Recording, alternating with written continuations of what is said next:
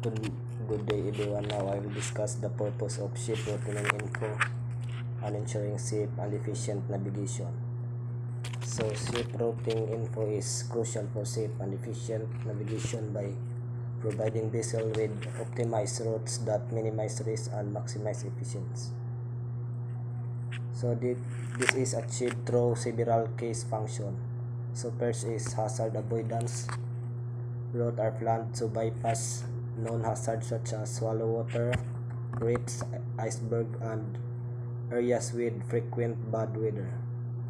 So second is traffic management.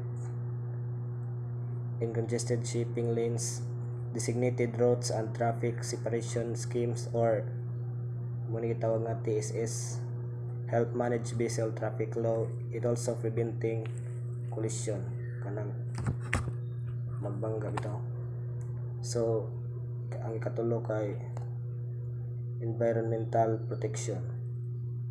Routes can be designed to avoid environmentally sensitive areas, minimizing the impact of shipping on marine ecosystem. So ang ikaapat, fuel efficiency. Optimize route considering factors like current and weather can reduce fuel consumption, leading to cost saving and environmental benefits. So ang ikalima kay emergency response. Muna ang last.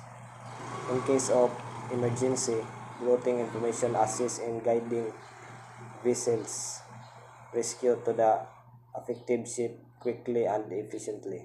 So kini daing ship routing info is a vital tool for enhancing maritime safety and efficiency, contributing to the smooth and sustainable operation of global shipping. Thank you.